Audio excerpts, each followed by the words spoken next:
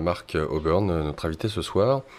Alors, par rapport à ce qui a été dit, notamment vis-à-vis des auditeurs, auditrices, Marc, tu as eu l'occasion de faire une rencontre avec un jeune décédé qui s'accrochait à son lieu de vie. Oui. Alors, par rapport à son lieu de vie, bah, oui, abordons ça. On peut, une fois qu'on est entre guillemets de l'autre côté, finalement potentiellement rejoindre différentes sphères beaucoup plus évoluées, élevées, Plus vibratoires, sympathique, oui.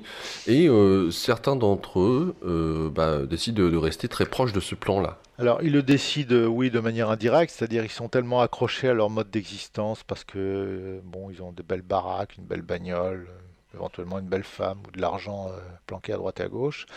Ou, alors, bon, il y a tout un tas de cas de figure. Ou alors, ils ont l'habitude, ils aiment bien les lieux, ou alors, ils ont des, bon, on va dire des affaires non réglées avec les gens à qui ils ont vécu.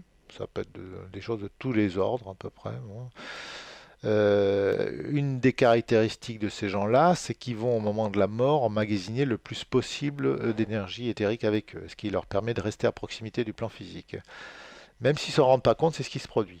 Alors, dans une certaine mesure, ils peuvent freiner le mécanisme naturel de ce qu'on peut appeler la mort, c'est-à-dire qui consiste à passer d'un état à un autre, une dimension à une autre. Donc, on voit assez facilement ça en sortir du corps. Tu te balades dans les rues, tu as trois sortes de visiteurs schématiquement. Tu as les gens qui roupillent, bon, qui se baladent plus ou moins loin de leur corps physique. T'as les gens comme toi qui sont très rares, c'est-à-dire qui sont, bon, qui sont en promenade et puis qui sont dans le coin et puis qui disent salut, comment ça va? Mais bon, il n'y en a pas des masses. Et t'as ces gens qui sont des décédés récents qui s'incrustent dans les lieux. Alors, ils sont pratiques au sens où ils ont une conscience à peu près normale et si par hasard tu atterris là et tu veux savoir où tu es, parce qu'il n'y a pas de panneau indicateur à 10 km d'altitude, donc tu dis je suis où et ils te répondent. Voilà. Du style, mais tu sais même pas où tu es. Bon, voilà. Donc à ces gens-là, voilà, t'en as dans les rues, t'en as pas mal, un peu partout. Tu dis, bah, je suis où? Bah, la ville s'appelle comme ça, c'est à tel endroit. Bon, voilà, c'est pratique. Donc ces gens-là, ils restent plus ou moins longtemps. Moi, j'ai jamais accompagné quelqu'un pendant des dizaines d'années pour voir combien de temps ça durait. Mais manifestement, il y en a qui sont là depuis un bout de temps. Parce que de leur point de vue, le temps s'écoule pas non plus de la même manière que pour toi. Donc ils sont accrochés au lieu. J'ai un cas dans ce que j'appelle ma famille qui a duré plus de 20 ans parce que la personne s'est défenestrée, se droguée, etc. Elle est restée 20 ans à emmerder tout le monde, hein, parce que bon, tout le monde rapportait, sans trop en parler d'ailleurs, qu'elle n'arrêtait pas d'intervenir dans les rêves. Et moi, quand je suis arrivé dans cette affaire-là, elle a vu que j'entendais vaguement, enfin, que je percevais sa présence. Elle n'a pas arrêté de me les briser jusqu'au moment où j'ai accepté de l'écouter pour entendre son histoire. Je raconte dans le bouquin. Donc, à la suite de quoi, on s'est débrouillé pour lui dire maintenant, il est temps de te casser, tu fais comme ça pour te casser. Et donc, voilà, effectivement, je raconte ce cas dans lequel je crois que c'est en Amérique centrale, et dans lequel je ramène également le prénom du bonhomme que j'avais jamais entendu dans ma vie physique, et je cherche, comme souvent au retour, je vais sur Internet, je dis, bon, ce truc, il existe ou pas, ce prénom bizarre, ce qui prouve qu'on peut malgré tout ramener des concepts, en tout cas des noms, que le cerveau physique n'a jamais entendu, et le ramener, voilà, Qui se trouve validé. qui se trouve validé, voilà. Puisque tu parlais aussi du fait que notre corps énergétique est soumis à l'influence de certains champs électromagnétiques, hein. Tu nous fais part de cette expérience dans une base secrète. Alors apparemment, tu souhaitais pouvoir y aller au moins une fois. Tu as cherché pas mal de Oui, temps pour pouvoir le faire. Et tu y es arrivé, effectivement. Donc tu as trouvé dans cette base-là de la rétro-ingénierie. voilà. Bon, alors bon, là aussi, c'est des notions assez particulières qu'on trouve dans certains écrits concernant l'ufologie. Moi, bon, j'apporte ma petite touche à ça. Je fais partie des gens qui pensent que c'est vrai. Voilà. Enfin, je fais plus que penser ça, j'en suis sûr. Voilà. Donc, une certaine part de l'humanité que je ne précise pas est en contact avec certaines créatures qui sont pas nées sur cette planète et qui a une espèce de collaboration scientifique plus ou moins équilibrée, enfin, bon, un peu à sens unique, entre nous et ces gens-là. Quand je dis nous, je parle des humains terrestres, et que ça dure depuis plusieurs dizaines d'années, et que ça donne lieu à à une catégorie d'humains qui n'ont pas les mêmes technologies, qui n'ont pas les mêmes avancées technologiques que ce qu'on voit normalement dans notre, voilà, officiellement dans nos rues et partout. Voilà. Donc, je pense vraiment qu'il y a un écart, qu'il y a des gens qui sont séparés de la population humaine normale parce qu'ils ont bénéficié de technologies très avancées, qu'ils ont fini par les copier, s'en inspirer pour faire autre chose et qui sont capables de voyager très loin dans l'espace, bien au-delà des systèmes de fusées qu'on nous présente à la NASA. Je pense que oui, c'est ça, ça existe. D'autres en parlent, ils sont discrédités. Moi, j'ai voulu voir, j'ai voulu comprendre. Pour une fois, je me suis dit, bon, je vais faire un certain boulot, j'ai essayé de trouver une adresse. La difficulté dans ces cas-là, c'est de trouver une adresse. Et à un certain moment, je me suis retrouvé dans ce lieu-ci où j'ai jeté un coup d'œil quelques minutes sur ce qui se passait. Et je le raconte dans le bouquin. Effectivement, il y a des endroits où on fait de la rétro-ingénierie et on est arrivé à des choses qui seraient de l'ordre de la science-fiction si on en parlait ouvertement. On se dirait, bah, il a vu ça dans un film de Spielberg et tout ça. Non, moi, je pense et j'ai vu que ça existait. Voilà. Je dis pas que c'est facile pour eux de faire du rétro-engineering, mais bon, ils le font et ils sont arrivés à des résultats, à mon avis, assez impressionnants. On aura l'occasion potentiellement d'aborder ce sujet un peu plus loin. Marc, on va faire une nouvelle respiration musicale. Je rappelle pour les auditeurs, Laurent Fent pour animer cette émission et notre invité ce soir, Marc Auburn, pour cet ouvrage 0,001%, l'expérience de la réalité. C'est aux éditions Interkeltia, Interkeltia avec un K, et Interkeltia ou Atlante d'ailleurs, et le blog de Marc, marc-auburn.com, Marc la touche du 6 pour ceux qui n'ont pas de clavier numérique, et Auburn, auburn.com. Donc à la question qui avait été posée par un auditeur sur si Marc tu connaissais un- une personne en question, donc je me rappelle plus là pour le coup le nom, mais tu ne la connais pas cette personne-là, ça c'est la première chose. Et puis au conseil de savoir si tu avais des ouvrages à recommander aux auditeurs pour la sortie de corps, tu en as pas. Tu recommandes l'IAC, mais ils ont écrit plusieurs ouvrages, mais en anglais ou en portugais. Donc pour ceux et celles qui n'ont pas l'occasion de parler ni l'un ni l'autre, eh bien, alors on va pas aborder tout de suite quelle est toi ta pratique ou ta technique, puisqu'il y a un auditeur ou une auditrice en ligne. Nous accueillons Anne-Catherine. Anne-Catherine, bonsoir, bonjour. Bonsoir, alors donc j'ai une question à vous poser. Oui, Anne-Catherine, bonjour. Alors je voulais savoir pourquoi est-ce que dans les témoignages de NDE, les gens parlent qu'ils vont directement dans une lumière, alors qu'en fait il y a des personnes qui décèdent et qui passent à l'état de fantôme et qui vont pas directement à la lumière. Et je voulais savoir pourquoi il y avait cette différence en fait. Alors attends, l'état de fantôme, qu'est-ce que ça veut dire l'état de fantôme? En fait, pourquoi est-ce que quand on meurt, on n'est pas directement amené par nos guides ou nos anges, peu importe, à la lumière? Pourquoi est-ce qu'il y a des personnes qui continuent de errer en tant que Ah fantômes oui, et qui ne d'accord, sont c'est pas ça. prises en Oui, charge ce directement? que vous appelez les fantômes. Oui. Alors en fait, Oui. oui, bon, je prétends pas répondre à toutes les questions, mais bon, Excusez-moi, en fait, ma question c'est pourquoi dans une NDE, on a l'impression que la personne est prise en charge, qu'il y a des personnes qui viennent à elle, alors que dans une personne qui décède, j'ai le sentiment que alors, en fait, elle oui, n'est ben, pas prise en charge en je fait, vais vous ou donner mon point rarement. de vue, Anne-Catherine. Oui. La règle générale, c'est qu'il y a une espèce d'équipe d'assistants qui s'occupe des gens qui viennent de mourir. Voilà, ça c'est la règle générale. Oui. Mais il y a également une règle générale qui dit que l'état de conscience de la personne détermine l'endroit où va se trouver l'endroit au sens vibratoire du terme. Et si elle décide pour une raison ou pour une autre de rester sur le plan physique, les efforts des entités qui viennent donner un coup de main, là, qui doivent accompagner la transition, ne peuvent pas s'exercer. Parce que la personne, d'une manière ou d'une autre, elle s'oppose à leur action. Donc ils vont s'environner d'énergie éthérique assez dense qui va les empêcher de percevoir ces aides et donc percevoir leur présence et puis même les empêcher de recevoir leur aide. L'aide qu'ils peuvent leur apporter. C'est en quelque sorte un mécanisme de protection, de bouclier qui s'installe de manière peut-être inconsciente, mais ça fonctionne comme ça. Ça, j'en suis sûr. D'accord. Donc, si c'est des gens qui sont particulièrement addicts aux endroits, comme je disais tout à l'heure, où ils ont vécu, ou à des intentions qu'ils ont de régler certains comptes bon, qui ne sont pas réglés, ils vont se constituer cette espèce de bouclier de masse énergétique autour d'eux et ils vont rester dans l'endroit. Ils vont devenir ce que vous appelez des fantômes, bon, enfin, qui est toujours une situation transitoire dans laquelle ils restent très proches du monde physique. Ça ne veut pas dire que des gens n'essayent pas de les tirer de leurs conditions, ça veut dire qu'ils ont beaucoup de mal. Vous voyez ce que je veux dire? Mm. Alors Et- pourquoi est-ce que les personnes qui font des NDE ne rapportent pas en général qu'elles ont été entre guillemets fantômes, parce que je sais pas Alors, quel terme donner.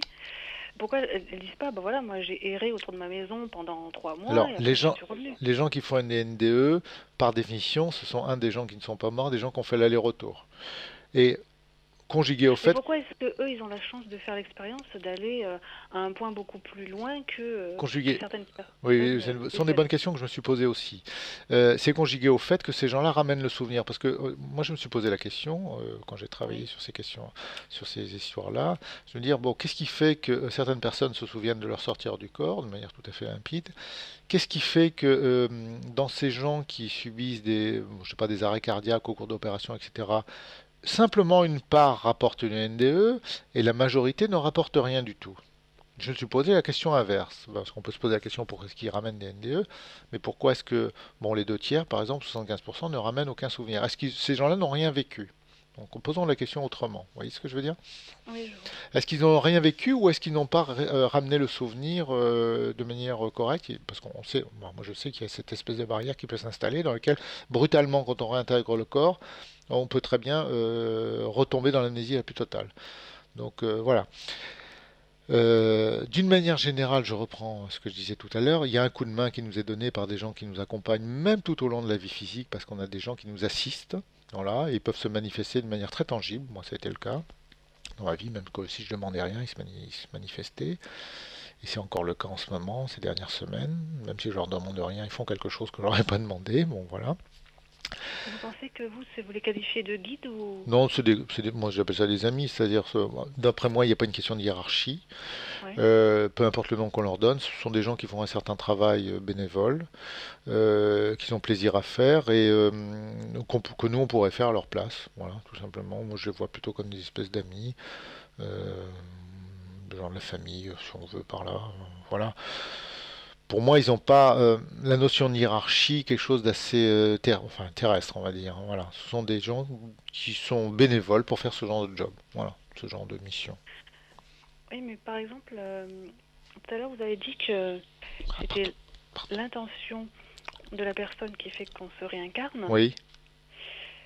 mais est-ce qu'on peut être poussé en fait à se réincarner alors qu'on l'a pas choisi? Ben, il suffit de regarder ce qui vous arrive dans la vie ordinaire, ou peut-être pas vous, mais d'autres. Les gens sont poussés souvent à faire des choses qui sont assez illogiques. Il semble qu'ils ont des désirs assez incohérents, mais bon, c'est bel et bien ce qui dirige la vie de la plupart des gens. C'est quelquefois des choses, des souhaits, des comportements qui semblent avoir décidé eux-mêmes et qui vont pas forcément dans le sens de leur intérêt. Mais fondamentalement, c'était bien leur intention que de faire telle ou telle bêtise, si on parle des bêtises, hein, Mhm. de choisir tel type de partenaire pour se marier, etc. Donc, il n'y a pas à chercher bien loin, à chercher dans les mondes supérieurs, regardez ce que les gens font au quotidien. Voilà. Donc, ce qui détermine leurs actions, c'est leurs intentions. C'est leur intention au sens un peu plus élevé. Donc, ça va diriger leurs actes et qui sont pas toujours compréhensibles ou logiques. Voilà. C'est la même chose du point de vue de l'incarnation. Les intentions ne sont pas toujours explicables ou logiques, elles peuvent sembler incohérentes ou incompréhensibles, mais fondamentalement, c'est bien leur plan d'existence qui est en cause, et peut-être qu'ils n'ont pas si tort que ça de vouloir faire les choses de cette manière-là. Donc voilà, c'est pas forcément l'intervention d'une entité supérieure ou de règles divines qui détermine l'incarnation. Moi, je le vois pas comme ça. Je dis pas que j'ai raison, mais dans ma compréhension, c'est pas aussi simple. Voilà, c'est ce que j'essaie d'expliquer là avec vous. Sinon, j'ai une autre question, si c'est possible de vous la Allez, poser. vous avez droit à plein de questions. Je veux savoir en fait, quand on cherche, admettons, à se connecter à une autre âme, à Euh, distance, Se connecter à une autre âme, qu'est-ce que vous voulez dire? bah justement, je sais pas, Ah, essayer d'être avec quelqu'un qui est loin, qui est loin mais que vous connaissez ou pas? euh, jamais rencontré physiquement. Bah, que vous avez rencontré, oui, d'une manière ou d'une autre, oui, physiquement si vous voulez, mais vous connaissez, enfin, si vous évoquez un cas précis, c'est ça, Catherine? Bah, en fait, je veux savoir si quand on cherche à se connecter à quelqu'un et qu'on sent quelque chose, est-ce que ce qu'on sent, c'est la personne ou est-ce que c'est, par exemple, si j'ai bien compris, on est constitué d'un corps physique et on a d'autres corps invisibles Oui. qui nous constituent. Est-ce que c'est ça qu'on sent ou est-ce que c'est une autre personne? Alors, une autre Alors, Est-ce que ce qu'on sent, ça nous appartient? C'est-à-dire qu'en fait, c'est une partie de notre corps, mais invisible parce qu'on est constitué de multicouches, si j'ai bien oui, compris. enfin de multidimension, oui. Mais Ouais. oui, je vous réponds les deux. Ce que vous sentez réellement, c'est votre corps énergétique, et à travers lui, vous avez des informations sur votre corps physique. Moi, c'est mon point de vue, hein. Vous sentez surtout votre corps énergétique. C'est la meilleure connexion que vous aviez avec le monde physique. Vous sentez pas directement le corps physique. Vous sentez les effets du corps physique sur le corps énergétique. Mais bon, ça, c'est pas très utile comme explication. Maintenant, si vous voulez rentrer en contact avec quelqu'un, bah, c'est comme dans le monde, celui qui vous entoure sur le plan matériel. C'est la même façon. Si vous voulez rencontrer quelqu'un, il faut savoir de qui il s'agit et où vous pouvez le trouver. Donc, c'est ce que j'appelle avoir une adresse. Donc, à partir du moment où vous savez de qui il s'agit et où vous pouvez le trouver, vous pouvez le rencontrer. Et quand vous rentrez en son contact, c'est un véritable contact. Alors, je ne sais pas si je réponds bien à votre question, mais les règles sont les mêmes à tous les niveaux. C'est la même chose. Si vous rencontrez quelqu'un, il faut savoir de qui il s'agit et où il se trouve. Et que cette personne soit d'accord aussi pour vous rencontrer, parce que, bon, éventuellement, hein, ça serait mieux. Mais si vous avez aucune idée de Non, mais qui il si par s'agit, exemple, oui, par pardon. exemple, quelqu'un vous dit, bon, quelqu'un qui a des capacités, on va dire, elle vous dit, vous êtes en lien avec une autre âme, Quelqu'un qui a des capacités de quel genre? bah, médium. Alors, bon, bon, là, je sens que je vais pas être gentil, mais bon, avec les médiums. Mais bon, j'ai ma définition personnelle du médium. Mais bon, je vais pas me faire que des copains. Bon, ça m'est égal, hein, Pourquoi mais vous, parce que vous pensez quoi, vous, des médiums? je pense que ce sont des gens qui ont pour caractéristique principale d'être extrêmement perméables énergétiquement. Alors, évidemment, je ne prends pas le problème du point de vue d'un Ouais, ça jugement de veut dire valeur, quoi? mais ils ont cette particularité d'être une espèce de... euh, Tu en parles dans le livre, hein, tu en rencontres une, hein.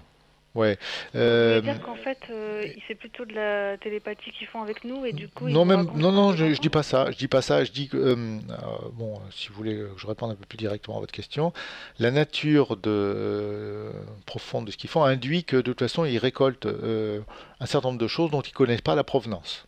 Voilà. Ouais. Et on sait, enfin, moi j'en témoigne un peu dans le bouquin, qu'il y a quantité de choses qui peuvent arriver de toutes les origines possibles. Et bien souvent, ça vient de créatures qui sont très proches du monde physique et qui ont envie de bien se marrer avec nous. Alors, ça ne veut pas dire qu'ils ne sont pas capables de grandes envolées lyriques et très métaphysiques. Mais bien souvent, c'est du gros foutage de gueule. Effectivement, j'en parle dans le bouquin. Et Ouais. Ouais, voilà, c'est du gros parce que foutage de d'ailleurs, gueule, même si ça a l'air vachement solide et que ça peut durer pendant des années et qui vous donne des preuves. En plus, c'est facile pour eux de vous dire, oh, ben, tiens, dans 2 jours, il va t'arriver tel ou tel truc, ou tu as ça dans la tête précisément que tu es tout seul à savoir, parce que pour ces créatures-là, c'est extrêmement facile. Donc, le foutage de gueule ne veut pas dire qu'il n'y a pas un fond de vérité voilà, c'est pas du tout ça. Ce que je veux dire, c'est qu'un médium par nature, en général, je relativise, hein, c'est quelqu'un qui va récolter des informations, mais qui ne sait pas d'où elles viennent. Parce que par nature, sa structure énergétique n'est pas ce qu'il est en moyenne pour les êtres humains, c'est une espèce de coque qui le protège des influences extérieures, assez hermétique, mais c'est assez fissuré, on va dire, naturellement, ou alors ceci naturellement, ou parce qu'il prend des drogues, ou qu'il boit, ou qu'il est vraiment déséquilibré psychiquement. Il peut y avoir plusieurs types d'origines. Et cette oui. espèce de fissure fait qu'il accède plus facilement, n'ayant pas cette défense naturelle, à ce qui l'entoure. Voilà. Alors donc, pour vous, un médium, il n'a pas des dons, il a au contraire, Il a une c'est le espèce de, il a contraire. une espèce de handicap. Voilà, bon, c'est pas un jugement de valeur, un espèce de handicap par rapport à la moyenne des Mais gens qui fait qu'il est vous, poreux par rapport aux. oui, mais parce que vous dites que par exemple, vous êtes en compagnie de gens qui vous font des choses pour vous. Vous êtes d'accord? Vous dites ça? En compagnie, ils interviennent de temps en temps. Je ne suis pas rentré dans les détails encore. Oui. Mais par exemple, vous pensez pas qu'il y a des médiums qui puissent être en contact avec ce qu'on appelle leur guide? Bon, après, on peut appeler ça autrement, Ah mais bah, bien sûr, tout peut arriver, mais le truc c'est que vous-même, quand vous déléguez on va dire, ce que vous devez croire ou expérimenter ou avoir comme Oui, information à quelqu'un d'autre, vous savez pas, alors que le gars en lui-même, même s'il a bonne réputation, il connaît pas la source exacte, alors vous la connaissez encore moins. Vous vous adressez à un ouais, gars, c'est ouais, l'homme qui a vu l'ours. Vous voyez, moi ce que ouais. je dis dans le bouquin, c'est vous voulez savoir ce qui se passe, allez-y vous-même. Voilà, sortez de votre corps, allez voir un petit peu ce qui se passe à droite et à gauche. Au moins, vous savez, c'est pas une information de deuxième main que vous avez, c'est la première main. Voilà. Le médium en général, et effectivement, moi j'en ai connu un peu. Il reçoit des impressions qui sont authentiques, mais il ne sait pas d'où ça vient. Il ne sait pas. Il ne sait pas si ce sont des créatures, bon, enfin, bon, des plaisantins du monde astral inférieur, comme on dit, qui sont là pour se foutre de sa gueule, même s'ils sont très doués. Il y en a qui sont extrêmement doués. Moi, je témoigne du fait que ces choses-là sont à prendre avec beaucoup de précautions. Maintenant, ça fait plaisir à un tas de gens, parce que ces gens-là savent vous faire plaisir, de Mais dire, même si, même ce qu'il raconte, si ça corrobore oui, des ben, choses bien que sûr. vous sentez vous-même. Bien sûr, bien sûr, bien sûr. C'est très facile pour les créatures dénuées de structure physique. C'est très facile. Oui, ils sont capables d'être d'accord avec vous, de vous raconter des choses que vous êtes la seule à savoir, et ça vous permet justement très facilement d'avoir une certaine emprise sur vous. Alors, je dis pas que c'est mal, je dis il y a des entités qui s'amusent à ça avec les médiums, et que les médiums ignorent totalement ce qui se passe. Et donc, Voilà. vous arrivez à vous faire totalement confiance dans tout ce que vous vivez, en Bah, et fait. quand vous, mais c'est exactement, si je peux prendre, excusez-moi, hein. Oui, mais vous vous dites pas vous-même que vous pouvez vous faire balader vous-même. Mais bien sûr, mais ce que je veux dire, c'est que quand vous allez dans un lieu pour mettre les mains directement dans les affaires, c'est Ouais. vous-même qui y allez, en chair et en os, on va dire, et que vous ouvrez vos yeux et vous regardez et vous touchez, vous êtes quand même un peu plus sûr que d'envoyer un gars qui sait même pas où il va, les yeux Oui. bandés, avec des moufles, qui va aller Mais voir alors, dans un ma placard. Voilà. question... Oui, mais alors dans ce cas, moi, je pose la question, c'est est-ce que vous, par exemple, vous allez expérimenter des choses en fonction de votre vision du monde et de vos croyances, ou est-ce que c'est réel ce que vous expérimentez? Est-ce que c'est, vous voyez, est-ce que vous influencez vos expérimentations, en Mais fait? de toute façon, l'endroit où vous allez est déterminé, surtout quand vous êtes dans le corps de lumière, est déterminé directement par votre état mental. Donc je parle de l'endroit où vous allez. Après, ce que vous voyez bien souvent, c'est tellement inattendu et nouveau Ah, que ça peut pas sortir de que votre vous pouvez pas libre dire que arbitre. vous l'avez voulu, parce que c'est à chaque fois, enfin presque à chaque fois, complètement nouveau de ce que vous avez vécu précédemment et que vous ne D'accord. Donc tirez vous pas pouvez votre pas chapeau. l'avoir. Ouais. Non, vous D'accord. l'inventez pas. Vous Non, pouvez pas mais l'avoir bon. inventé. Ah non, non, c'est franchement, bah, quand on se raconte nos petites histoires entre voyageurs, on se reconnaît à ça en particulier. Ouais. C'est Ouais. des trucs qu'on n'invente pas, c'est pas possible. Mais il y a quand même des Ouais. caractéristiques très spécifiques de ce genre de choses et qui fait qu'on se reconnaît facilement les uns les autres. En 15 secondes, je sais si une personne fait ce genre de Ouais. choses ou pas. Voilà. Ou Alors donc, si elle est lue ouais. dans un bouquin. C'est pas du tout la Parce que même chose.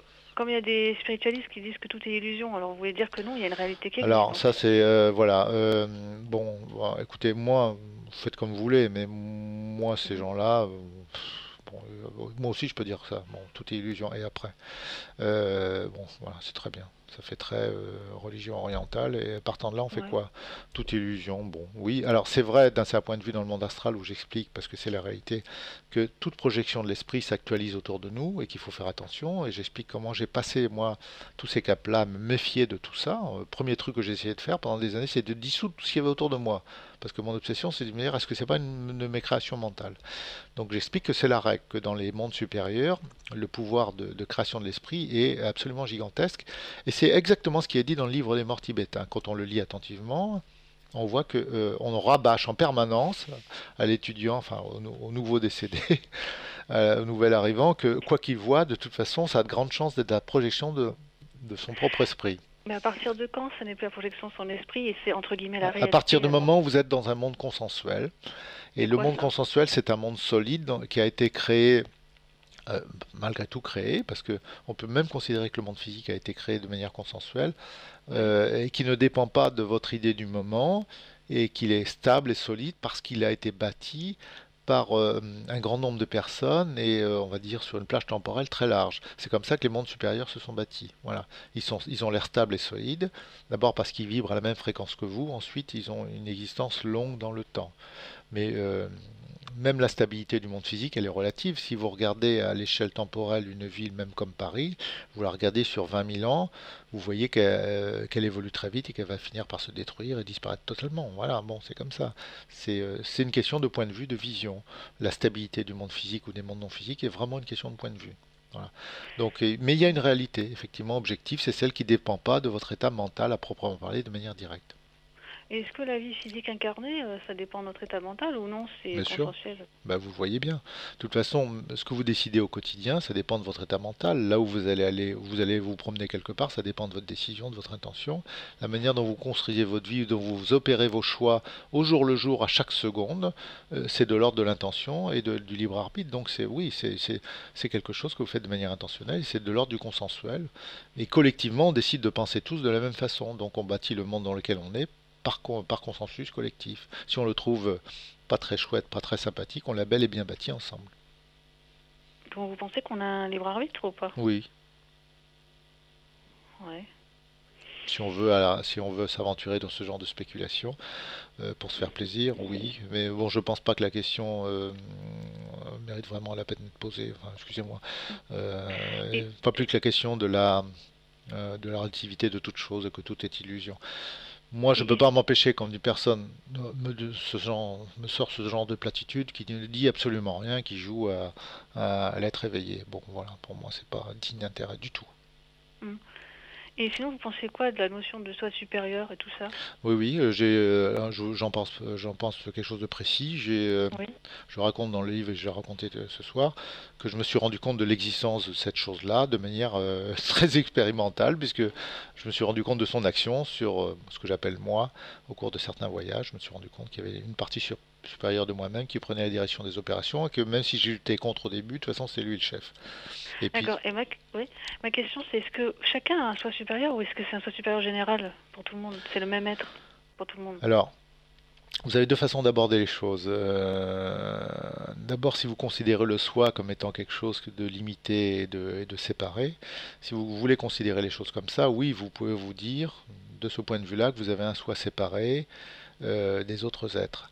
Mais vous pouvez aussi considérer les choses, parce que toutes ces réalités peuvent coexister, et c'est pas non plus, je vous fais pas une réponse un peu facile du style je sais tout, et je suis un véritable gourou, mais on peut considérer à l'instar de certaines personnes qui l'ont énoncé de cette manière-là, que le nombre d'êtres sensibles dans l'univers est égal à 1. Oui. Et est-ce que le soi supérieur, c'est l'âme ou ça n'a rien à voir? Vous êtes votre âme incarnée, par exemple, et vous avez en plus ce qu'on appelle le soi supérieur qui vous supervise et qui vous fait aller là où il Alors, veut ça que dépend si on vous aime bien fassiez. les définitions à la noix. Enfin, bon, Ouais. comment est-ce qu'on définit l'âme? Alors, c'est assez arbitraire. Qu'est-ce que c'est que l'âme? Ça englobe quoi? Ben, j'en sais rien. Bah voilà, bah si vous en savez rien, vous me posez la question, je compare quelque chose dont je ne sais rien à quelque Non, chose parce dont qu'en fait, ma question véritable, c'est là Allez, actuellement, je suis un être humain, on va dire incarné. oui, allez, Mais quand je vais mourir, je serai, je suppose, une âme. un être humain désincarné. Oui, mais je serai une âme, je Mais suppose. Je serai pas un vous être. êtes déjà une âme, hein, du point de vue de vous êtes une entité spirituelle, éternelle, enfin bon, voilà, Bref, admettons, je suis une âme. oui, si Mais vous voulez, par exemple, si je veux être en relation avec ce une que vous autre âme, appelez, vous, le soi. oui. Bon, Euh, le soi. Vous êtes déjà en relation avec ce soi parce que par nature, c'est vous-même. Oui, mais c'est ça que quand on meurt, Hmm. on a, on n'est pas directement ce soi, je suppose. Alors bon, je vous parle encore une fois de l'expérience. Le sentiment qu'on en a quand on quitte son véhicule physique, c'est qu'on Ouais. abandonne une partie de ce qu'on appelle la personnalité, l'ego, etc. Et on a vraiment l'impression qu'on a laissé ça dans la viande. Et par contre, on gagne d'autres caractéristiques. On a l'impression qu'on est beaucoup plus soi. Donc j'ai tendance à dire que plus on monte en vibration, plus on réaccède à ce qu'on est en réalité. Et plus on a conscience on n'a jamais vraiment quitté cet état d'une certaine façon tout en étant un peu éloigné de cet état-là. Ce sont des paradoxes qui coexistent. Donc Ouais. on a un grand sentiment de familiarité plus on se rapproche de soi. Et on se dit qu'on a toujours été comme ça en fait et qu'on l'avait simplement perdu de vue un court moment, mais qu'on avait eu l'intention de le perdre de vue, ça faisait partie de l'expérience. Je ne sais pas si je réponds bien à vos questions. Bah, moi, ce qui me fait peur, c'est que je me dis qu'en fait, si en fait, en réalité, on est ce soi, bah, je me dis qu'au bout d'un moment, au bout de la chaîne, on est tout seul, en fait. Parce Alors, que si par exemple je suis une âme, oui. admettons je suis une âme, bah, si je suis une âme, je peux être en relation avec le soi supérieur, donc je suis plus seule, je suis avec quelqu'un. Mais si je suis le soi à un moment donné parce que j'ai quitté mon corps et je deviens le soi, bah, je suis toute seule alors. Alors, moi, je réponds à la question, mais peut-être en y répondant à côté. Encore une fois, je me base sur mon expérience. Moi, Oui, mais je vous réponds. Voilà, je vous réponds. répondez-moi. La manière dont vous posez la question et ce qu'il y a derrière, moi, spontanément dans mon esprit, je revois certaines scènes que j'ai vécues. Moi, je peux vous dire que quand on monte, quand on revient un petit peu à la maison, dans les endroits où on séjourne normalement, on n'est plus du tout préoccupé par ces histoires d'être tout seul ou d'être avec quelqu'un, parce que la question ne se pose plus. On baigne Oui, dans un monde où absolument tout est amour et présence.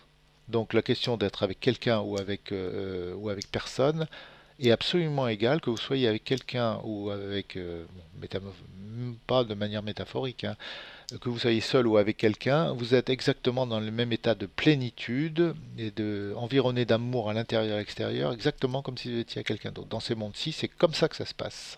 ça Allez-y, veut dire. vous verrez. Vous verrez, vous ne Mm, vous poserez plus la question. Vous n'avez plus le souci de la oui, solitude parce que l'endroit où vous êtes vous remplira totalement.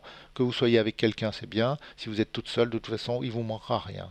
Ça ne changera rien. Vous êtes dans un univers naturel, dans lequel il y a tellement d'amour qui déborde de tous les sens. C'est de la nature même de cet univers-là, enfin de ces univers-là. Et la question ne se pose plus. Et donc Anne-Catherine, là, je suis désolé, mais il y a Camilla qui attend aussi depuis un quart d'heure. Donc d'accord. ça sera la fin pour vous, si je puis dire. Désolé, Anne. Merci Désolé, Elisabeth. Anne-Catherine. Ben, merci beaucoup pour vos réponses. Au revoir. Au revoir. Au revoir, merci. Et nous accueillons Camilla. Camilla, bonsoir. Bonsoir Marc et Bonsoir, Laurent. Camilla. Bah, c'est une super conclusion en fait, Marc. Laquelle? Qu'on fasse partie du tout en fait, on se pose même pas la On se question. posera plus la question parce qu'on sera, Non, bien sûr, c'est voilà, évident. on aura la réponse à certaines de nos questions, mais pas de la manière dont on l'attendait. On se pose plus les questions de la même manière. C'est clair.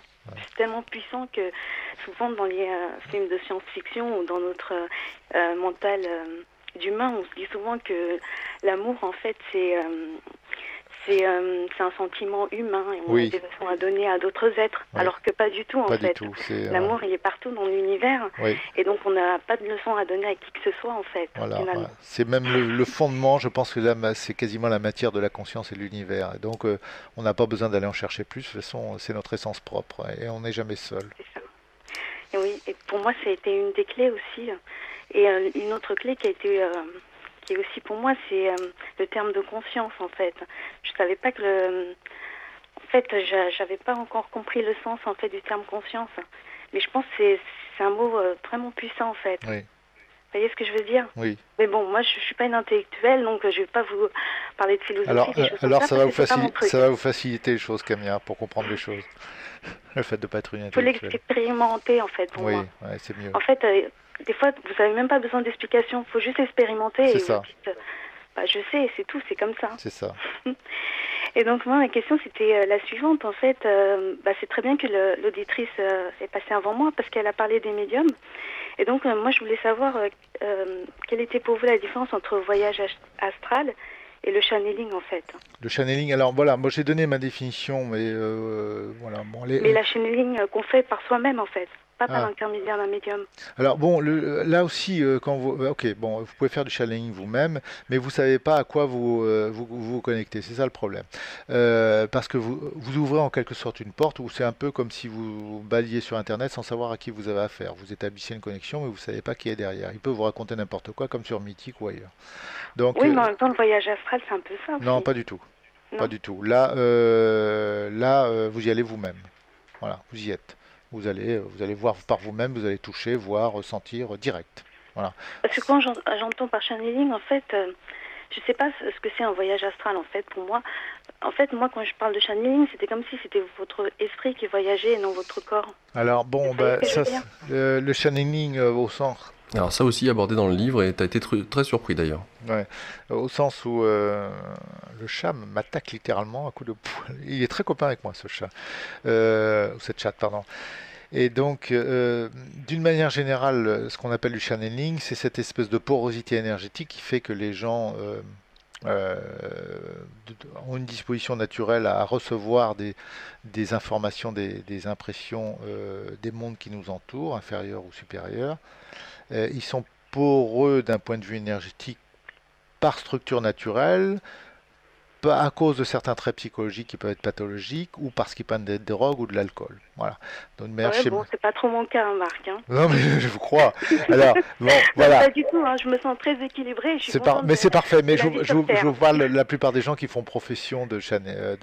Voilà, Ouais, mais pas en tant que ça se passe comme ça. profession, en fait. Maintenant, ça ne veut pas dire que vous pouvez pas vous-même établir une connexion sans avoir cette porosité. Alors, bon, c'est une bonne question que vous abordez. Vous pouvez tout à fait établir effectivement des connexions énergétiques sans avoir cette porosité en le voulant par l'intention. Donc là, la difficulté, c'est quand même de trouver une adresse et de dire, bon ben voilà, un peu comme une connexion Internet, sur quelle adresse je veux me connecter.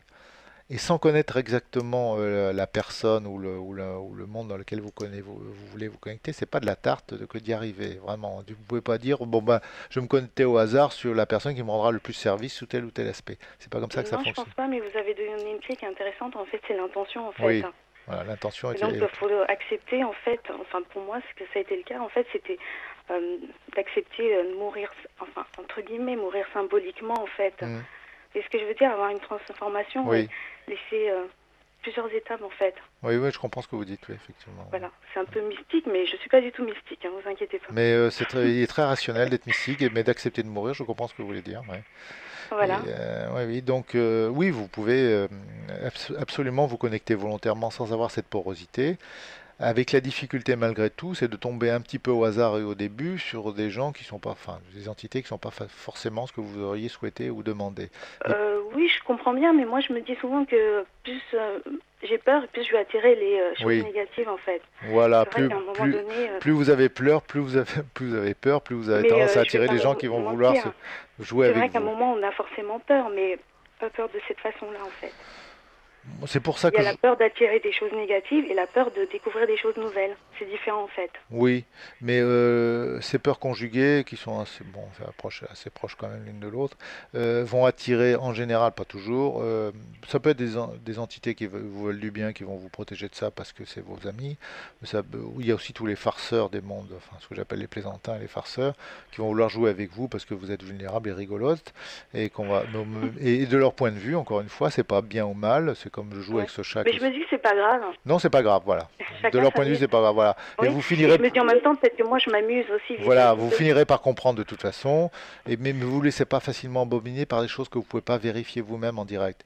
Et en direct, vous pouvez vérifier les choses quand vous êtes dans votre corps physique, mais vous pouvez aussi vérifier les choses en direct quand vous êtes dans votre corps astral. C'est pas, voilà, vous voyez les gens que vous avez en face de vous, vous les touchez et vous leur posez la question 25 000 fois si vous voulez, et vous n'êtes pas obligé de croire tout ce qu'ils vous racontent, même si ça a l'air d'être des créatures de lumière.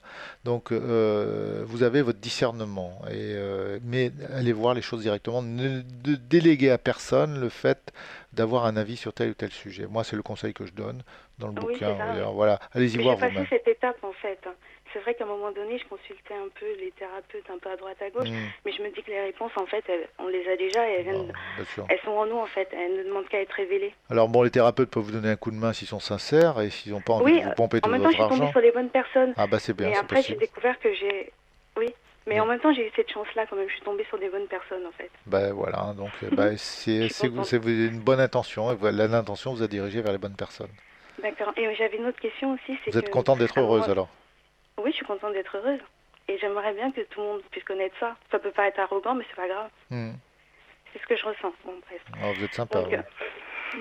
et donc, à un moment donné, vous avez parlé des plans supérieurs.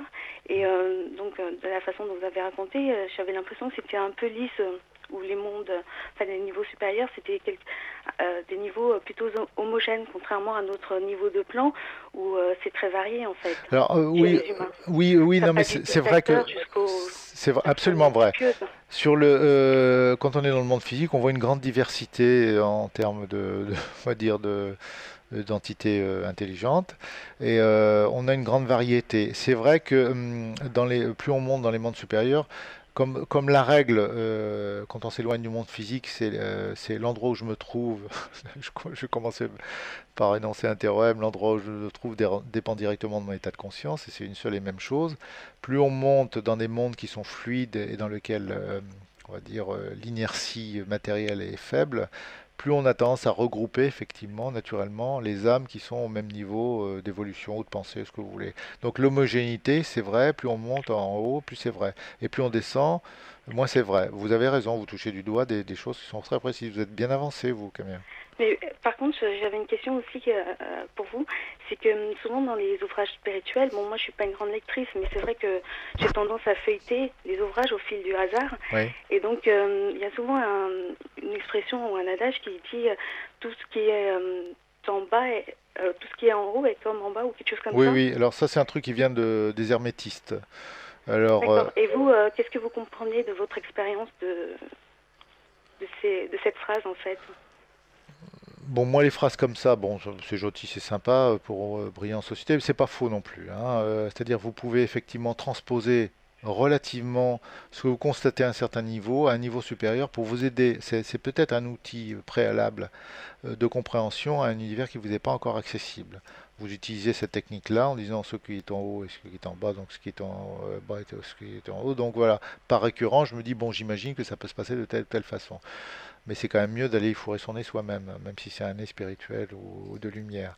Donc oui, les outils des hermétistes, mais encore une fois, ces grandes traditions ésotériques sont à la fois révélatrices, mais également occultes. Par nature, à la fois elles révèlent et elles cachent.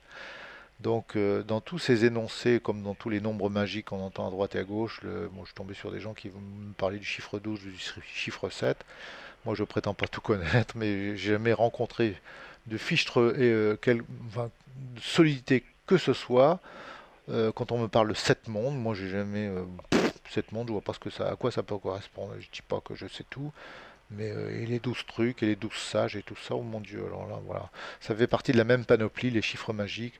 Moi, j'accroche pas du tout à ces idées-là, voilà, pas du tout. Mais ce qui est en haut, est-ce que...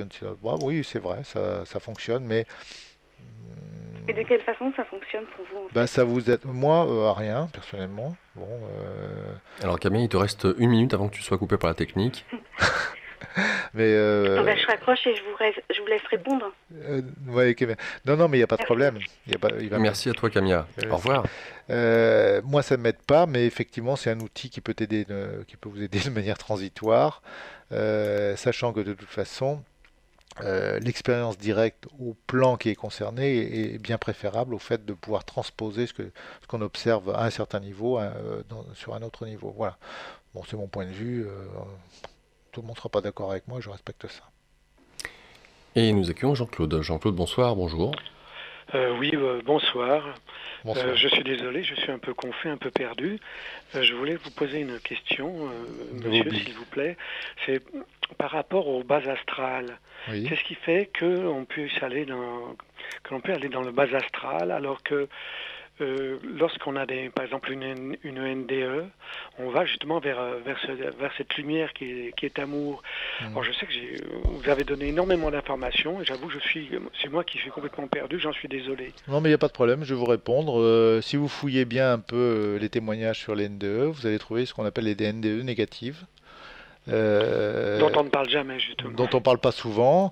Et alors, il faut relativiser, je vais vous donner mon point de vue. Ça traumatise énormément les gens qui les vivent, parce qu'ils pensent, comme les gens qui vivent des NDE de type positif, que c'est la règle universelle. Donc, ils n'en parlent pas, ils sont effrayés par l'idée de mourir en disant, ça y est, l'enfer, j'ai connu, j'ai compris. C'est toujours le même truc, c'est l'endroit où je vais directement déterminer par mon état de conscience, pour une raison ou pour une autre. Les gens qui vivent des NDE négatives ont créé cet état eux-mêmes. D'accord, ils vont dans un endroit qui est transitoirement pas très agréable. Moi, je vous conseille de lire un ouvrage qui vient que m'a donné un de mes amis, là, que m'a conseillé un de mes amis, qui s'appelle La preuve du paradis, qui a été écrit, je crois, par un Canadien. La preuve du paradis. La preuve du paradis, oui. Je crois que c'est un toubib, un neurologue, quelque chose comme ça, mais bon, un professeur de neurologie, un mec bon, assez pointu d'un point de vue médecin, qui vit sa NDE et qui passe par différentes phases, aussi bien positives que négatives, et qui finit par comprendre le tableau complet.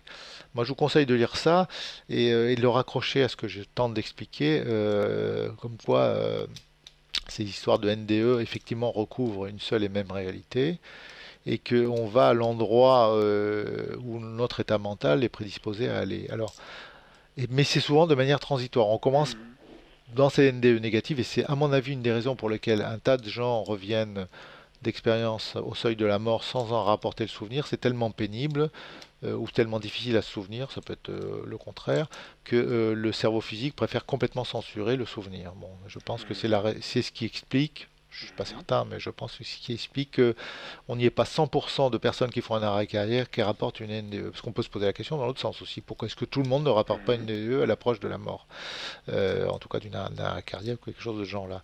Je pense qu'il y a quelque chose de cet ordre-là, il y a une censure par l'esprit ou par le cerveau physique.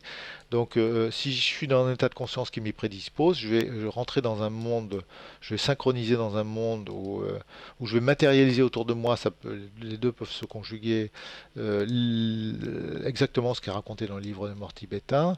Je vais projeter autour de moi, parce que c'est vraiment ce qui se passe, certaines de mes peurs, etc. Et je vais être confronté à ces propres peurs, mais qui viennent de moi. Donc là, les gens... Je vous ai expliqué tout à l'heure. Voilà, c'est tout à fait. J'ai lu le livre des morts tibétains il y a une vingtaine d'années. Et c'est exactement ce que raconte le livre. En permanence, on lui dit, quoi que tu vois, mon cher fils, rappelle-toi que ce sont des projections de ton propre esprit. Et ça, j'essaie de l'expliquer dans le livre, c'est absolument réel. Ça ne veut pas dire que c'est le bout du bout de toute l'expérience et que ça peut se passer autrement, bien sûr, mais ça se passe très souvent comme ça. L'être qui vient de mourir ne se souvient plus qu'il est dans un monde dans lequel tout ce qu'il va avoir dans le mental va s'actualiser effectivement autour de lui, même va pouvoir toucher ses créations en disant c'est pas moi qui les ai créées, elles sont réelles. Mais s'il imagine une maison, elle va être là, voilà, avec tous les détails. Le pouvoir de l'esprit a un pouvoir de création sidérant. Donc j'aborde cette question-là, je dis s'il y a quelque chose que vous devez retenir pour vous avancer un peu plus quand ça vous arrivera, c'est retenez ce truc-là parce que c'est réel. Donc si on synchronise dans un monde inférieur, dû à la nature de nos pensées, de notre mental, ou si on actualise autour de ça des choses qui sont un peu désagréables, parce qu'on passe aussi par là dans les voyages astraux de temps en temps, c'est toujours de manière transitoire. Alors si la personne vit un court moment, on va dire quelques minutes, et qu'elle ne passe qu'à travers cette phase-là, elle va ramener le sentiment plutôt violent que ça se passe très très mal de toute façon à sa mort physique et qu'il ne faut surtout pas mourir parce que c'est épouvantable. Voilà mes explications. Oui, parce que j'avais entendu une précédente émission, je crois que c'est au mois de janvier, février, une chose comme ça, avec vous justement, et vous disiez que quand il y a des moments, quand on revient dans son corps après être passé par le bas astral, on est très content finalement de revenir dans ce corps. J'ai parlé d'une expérience que... Je suis désolé, mais ça m'a paniqué. Oui. Non, mais pour une autre raison, non, pas du tout, ça s'est pas passé comme ça. Il suffit si vous lisez le bouquin, ce qui n'est pas une obligation, vous comprendrez pourquoi je parle de ça. C'est que dans le bas astral, ce que les gens appellent le bas astral, c'est-à-dire dans des mondes inférieurs vibratoirement au monde physique, moi il s'est trouvé que, mais d'autres rapportent ce même genre de choses, que j'ai eu un mal fou à me déplacer. Alors que normalement le corps de lumière a une prodigieuse célérité, c'est très facile, etc. Là j'étais vraiment dans une situation contraire, j'avais l'impression d'être pris dans de la glu épaisse et que je devais faire un effort surhumain même pour bouger mon bras. Oui, c'est ce que vous expliquez tout à l'heure. l'heure. Quand je suis revenu dans le corps physique, contrairement aux habitudes lors des voyageurs du corps, j'ai été merveilleusement surpris par la rapidité avec laquelle mon corps physique bougeait. J'étais très content de l'utiliser. Alors que d'habitude c'est l'inverse, quand on va du côté plutôt en haut, on revient dans le corps physique, il vous paraît bien pâteau, et bien voilà. Donc c'est tout, ça va pas plus loin que ça. Mais c'est quand même paniquant, donc a priori d'aller dans le bas astral. Non, j'ai pas paniqué du tout. Ça m'a simplement ça m'a un peu traumatisé de devoir faire autant d'efforts pour bouger aussi peu. Ça m'a épuisé d'une certaine manière. J'ai gardé ça dans mon esprit assez longtemps. J'irai des années en disant, monde d'un chien, quel effort j'ai fait, c'est gigantesque pour bouger de presque rien. Oui, personne ne m'avait prévenu en même temps, parce que tout ce qui s'est passé, moi je l'ai fait sans guide, sans guide, en tout cas physique, et j'ai expérimenté un peu à la volée comme ça, artistiquement. Mais non, faut pas s'affoler, non, c'est pas traumatisant au point de... On n'y rencontre pas des entités vraiment négatives dans ce bas astral. Alors, moi qui confonds, j'ai tellement entendu d'informations que je suis complètement perdu. On y rencontre des entités qui sont mentalement phasées avec ces univers-là, donc par définition, vous n'allez pas les trouver hyper sympathiques. du point de vue de ce que vous pensez. Et quand elle fait ces entités pour se retrouver là, monsieur? C'est leur problème, mais bon, elles se sont débrouillées pour avoir un état mental dans lequel elles se trouvent de manière transitoire dans cet univers-là. Elles ont, par leur état de conscience, choisi, entre guillemets, de se trouver là. Mais c'est jamais pour l'éternité. Je pense que les mythes des enfers viennent de là. Mais c'est jamais, moi, ce que je veux insister sur ce point-là, ce n'est jamais pour l'éternité. La vocation de tout ce petit monde-là, c'est de toute façon de gravir les échelons. Ça prendra plus ou moins de temps. Oui, sachant que le temps, c'est quelque chose d'assez relatif. Voilà, mais bon, c'est jamais pour l'éternité. Oui, il paraît qu'il n'existe pas de l'autre côté. Voilà. Mais bon, malgré qu'il n'existe pas, le temps paraît long quand on se trouve dans ces mondes-là. Très bien. Ben, écoutez, je vous remercie et je remercie Laurent aussi. Je vous ai écouté depuis le début et je vous dis, j'ai écouté la précédente émission avec vous aussi, l'ordre, je crois, c'est la sortie de votre livre que j'ai déjà noté d'ailleurs, mais cette fois je vais acheter parce que j'y verrai peut-être plus clair. Vous êtes un auditeur assidu, vous passez la nuit. Oui, j'écoute énormément la radio, même si j'appelle jamais, j'écoute très très très souvent. Bon ben là, je suis un assidu de la radio. Vous avez appelé là. Oui, je voulais que vous me rassuriez par rapport à la... Ça y est, je vous ai rassuré. Vous pouvez paniquer autant que vous voulez. De toute façon, il n'y a rien de grave pour l'éternité. Bon, je vous remercie. Vous êtes très aimable. Je vous souhaite une excellente fin de nuit à vous-même et à Laurent. Merci Jean-Claude. Merci à Laurent et merci à vous. Bonne fin de nuit. Au revoir Jean-Claude. Bonne fin de nuit. Au revoir. Au revoir. Alors, je coupe le standard pour le moment parce que il reste 1h15 et ça passe vite. Et j'aimerais que tu puisses, Marc, nous donner ton procédé, enfin toi, comment tu expérimentes pour pouvoir faire ces sorties de corps. Donc, voilà. Allez, allons-y. Bon, effectivement, c'est une des questions principales qui est présentée dans mon site par les lecteurs. Et j'ai tendance, moi, à répondre un peu hâtivement que c'est... bon, j'ai pas envie d'expliquer que c'est compliqué, que bon, ils s'adressent à l'IAC, comme je disais tout à l'heure, parce que ce sont des bons, que moi, je me sens pas qualifié, ni l'envie particulière d'expliquer. Alors, néanmoins, je vais faire l'effort, on en a parlé tout à l'heure. Didier disait tout à l'heure, bon, bah, ça passe par quoi, tu te relaxes et tout ça. Ben non, moi, ma technique, si on peut appeler ça technique, c'est pas ça du tout. Je suis désolé. Mais bon, je ne sais pas ce que ça vaut que d'expliquer ça, parce que c'est très personnel, c'est très empirique. Et c'est certainement dû au fait que j'ai toujours plus ou moins vécu ce genre d'événements. Donc, je considère que les gens qui passent par les méthodes de relaxation et tout ça prennent un chemin différent du mien et passent par le corps. Donc moi, ma méthode, en la résumant, elle passe par l'intention. Mais alors l'intention, que je pourrais définir de manière assez délicate, c'est pas facile à définir, c'est de l'ordre de quelque chose qui a rapport avec le souhait et la volonté, mais sans connotation d'effort.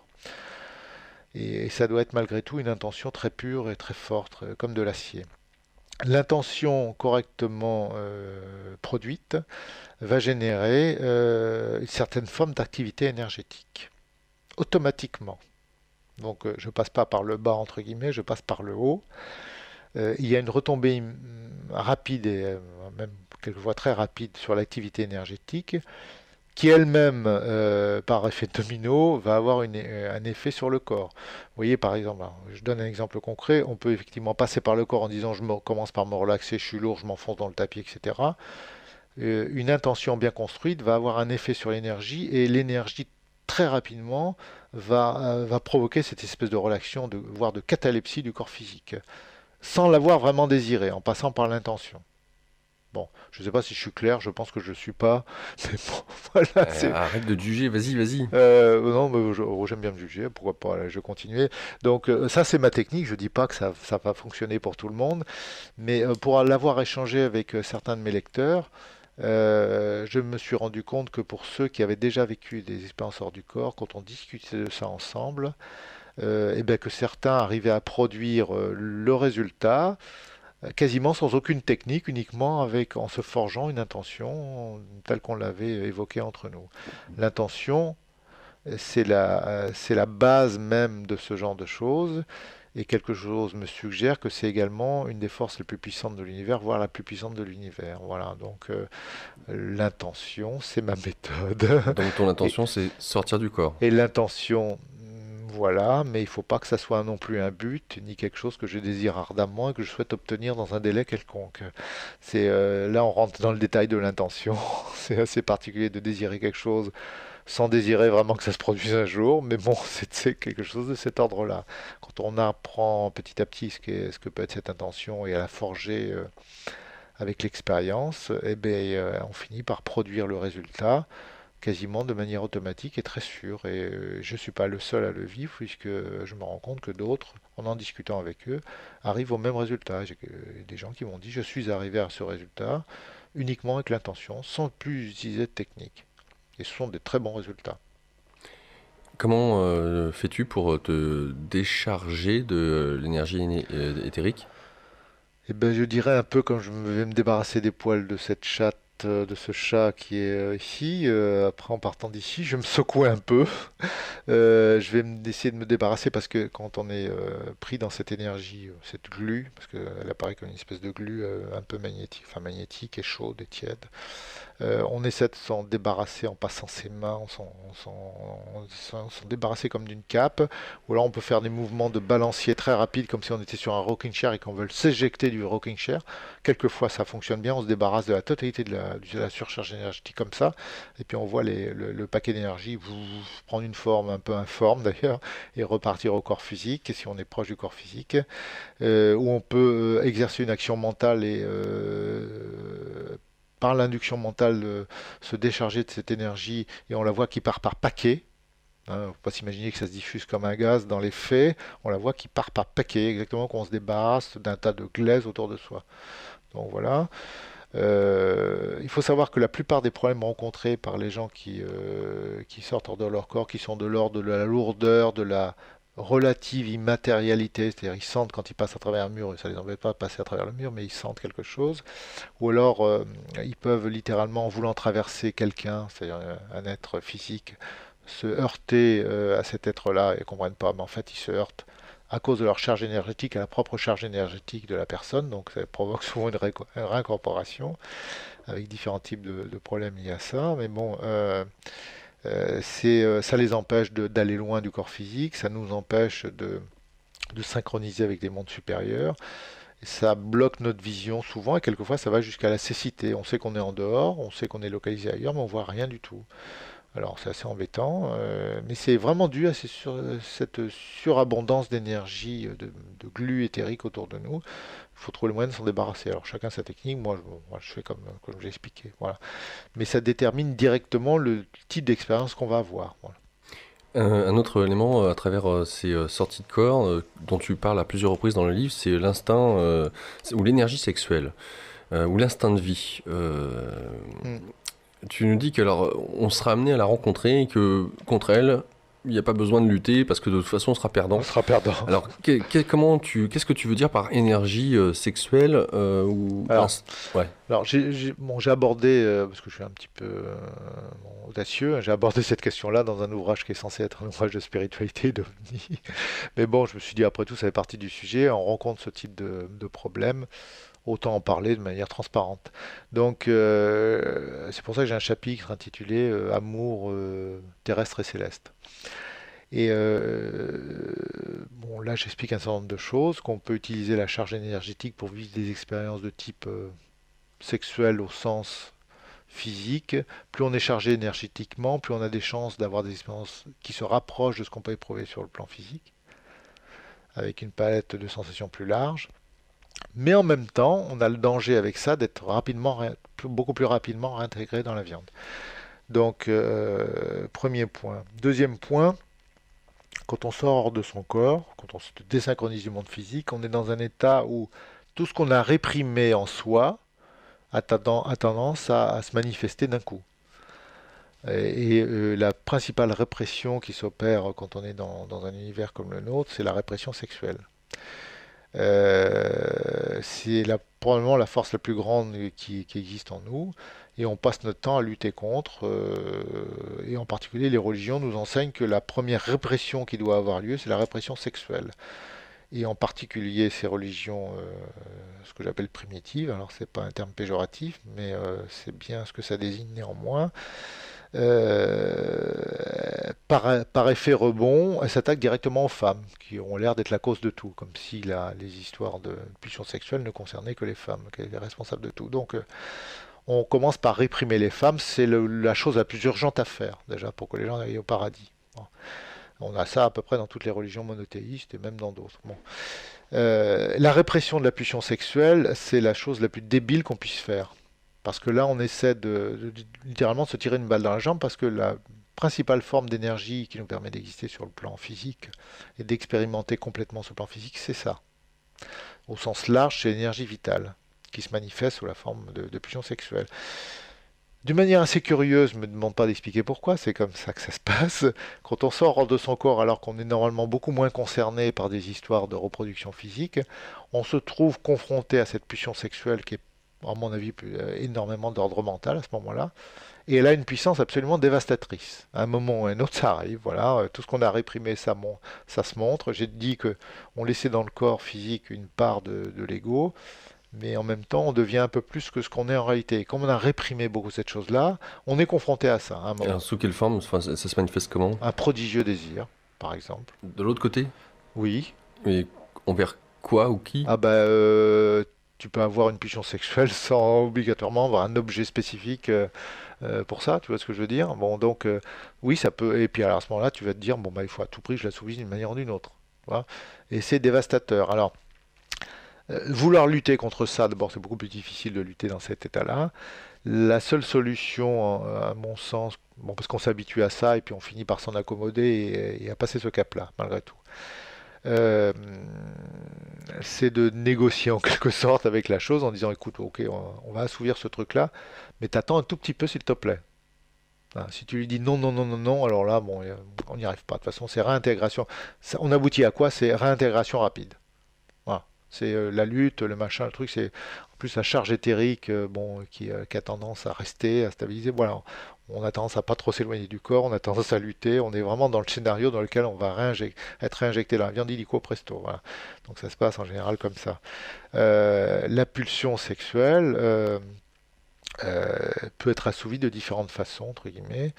Que ce soit dans le corps physique ou dans le corps astral, en fonction du niveau de matière éthérique qu'on a emporté avec soi. Et là, je décris dans le livre très sommairement, parce que c'est pas l'objet d'un bouquin, sinon ça s'appellera autrement, le type de choses qu'on peut vivre en fonction de cette charge énergétique. Voilà.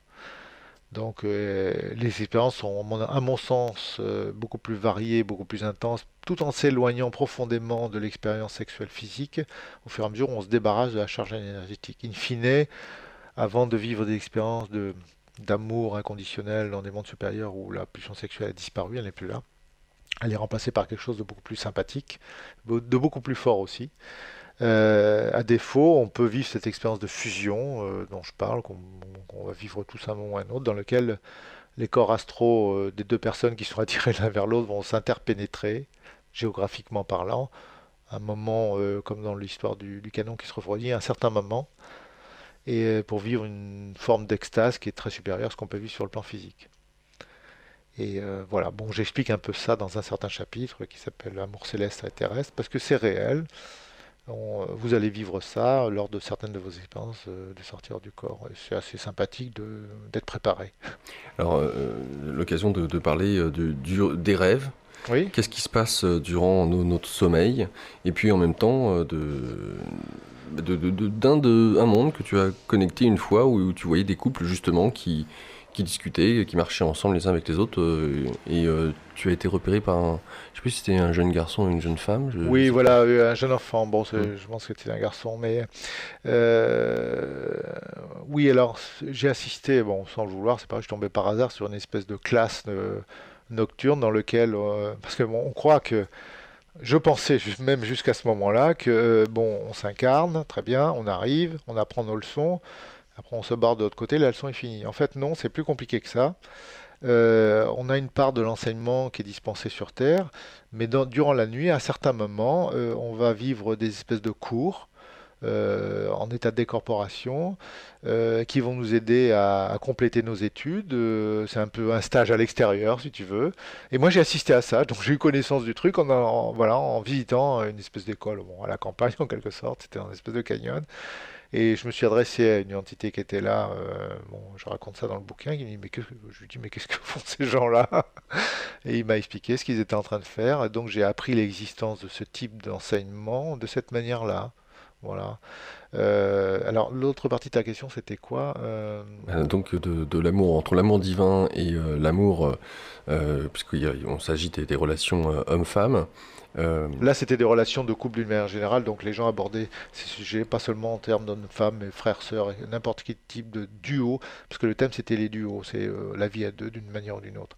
Donc j'ai assisté à cette classe-là, j'ai pas osé me mêler à leur petite discussion, mais c'est l'entité qui était là, qui était incarnée sous la forme qui était un jeune enfant à cette époque-là, qui était très, très amusé de me voir patauger en disant je comprends pas ce qui se passe, donc il m'a adressé un message non verbal en disant bah, viens là, je t'expliquais. Bon, voilà, une belle rencontre bien sympa que je raconte dans le bouquin aussi. Une des nombreuses choses qu'on apprend et qu'on ne s'attend pas du tout à apprendre, parce que dans les voyages de ce type-là, ce qui nous arrive, c'est à chaque fois, presque à chaque fois, totalement inattendu. Ça surgit, voilà, on est sur le neuf en permanence, quelque chose de neuf.